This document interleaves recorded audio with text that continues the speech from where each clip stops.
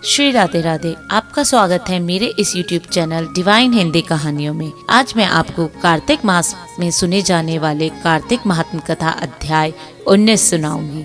राजा पृथ्वी ने पूछा, हे नारद जी, अब आप यह कहिए कि भगवान विष्णु ने वहां जाकर क्या किया तथा जलंधर की पत्नी का पतिव्रता किस प्रकार भ्रष्ट हुआ। नारद जी बोले, जलंधर के नगर में जाकर विष्णु जी ने उसकी पतिव्रता स्त्री वृंदा का पतिव्रत भंग करने का विचार किया। वह उसके नगर में उद्यान में जाकर ठहर गए और रात में उसको स्वप्न दिया।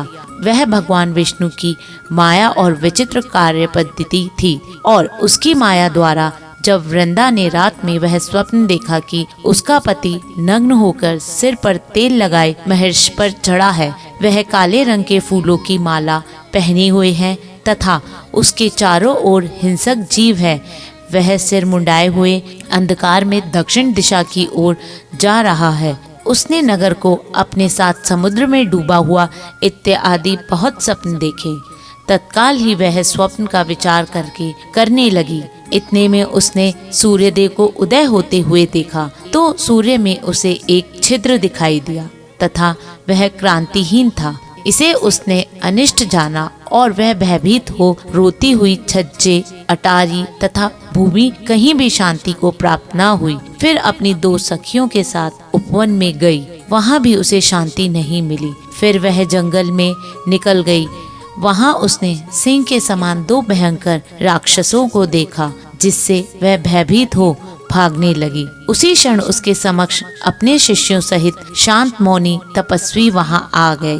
भयभीत वृंदा उसके गले में अपना हाथ डाल उसकी रक्षा की याचना करने लगी। मुनि ने अपनी एक ही हुंकार से उन राक्षसों को भगा दिया। वृंदा को आश्चर्य हुआ तथा वह भय से मुक्त हो मुनिनाथ को हाथ जोड़ प्रणाम करने लगी। फिर उससे मुनि ने अपने पति के संबंध में उसके कुशल क्षेम का प्रश्न किया। उसी समय दो वानर मुनि के समक्ष आकर हाथ जोड़कर खड़े हो गए और जो ही मुनि ने भ्रुकुटी संकेत किया तो ही वे उड़कर आकाश में चले गए। फिर जलंधर का सिर और धड़ लिए मुनि के आगे आ गए।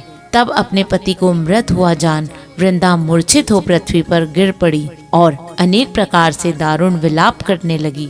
पश्चात उस मुनि से कहा, हे कृपा निधे, आप मेरे इस पति को जीवित कर दीजिए। पतिव्रता दैत्य पत्नी ऐसा कहकर दुखी श्वास को छोड़ते हुए मुनीश्वरों के चरणों में गिर पड़ी। तब मुनीश्वर ने कहा, यह शिवजी द्वारा युद्ध में मारा गया है, यह जीवित नहीं हो सकता, क्योंकि जिसे भगवान शिव मार देते हैं वह कभी जीवित नहीं हो सकता। परंतु शरणागत की रक्षा करना मेरा सनातन धर्म है, इसके कारण कृपा कर मैं इसे जला देता हूँ। नारद जी ने आगे कहा, वह मुनि साक्षात विष्णु जी ही थे, जिन्होंने यह सब माया फैला रखी थी। वह वृंदा के पति को जीवित करके अंतर्ध्यान हो गए।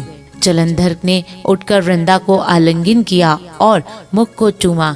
वृंदा भी पति को जीवित हुआ देख अंतर में हर्षित हुई और अब तक हुई बातों को स्वप्न समझकर तत्पश्चात वृंदा सत्काम से बहुत दिनों तक अपने पति के साथ विरह में लगी रही। एक बार सूरत एवं संभोग काल के अंत में विष्णु को देख उन्हें ताड़ित करती हुई बोली, हे पराई स्त्री गमन करने वाले विष्णु, तुम्हारे शील का धिक्कार है। मैंने जान लिया है कि मायावती तपस्वी तुम ही थे।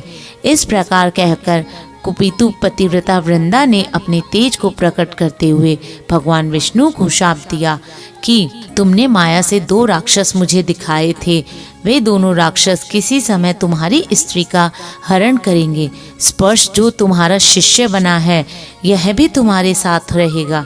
जब तुम अपनी स्त्री के विरह में दुखी होकर विचरोगे उस समय वानर ही तुम्हारी सहायता करेंगे। ऐसा कहती हुई पतिव्रता वृंदा अग्नि में प्रवेश कर गई। ब्रह्मा आदि देवता आकाश से उनका प्रवेश देख रहे थे। वृंदा के शरीर का तेज पार्वती जी के शरीर में चला गया। पतिव्रता का प्रभाव से वृंदा को मुक्ति प्राप्त की। धन्यवाद। श्री राधे राधे। अगर आपको मेरा यह अध्याय पसंद आए तो कमेंट बॉक्स में कमेंट जरूर करें और मेरे इस चैनल को लाइक, सब्सक्राइब तथा शेयर करना ना भूलें। धन्यवाद।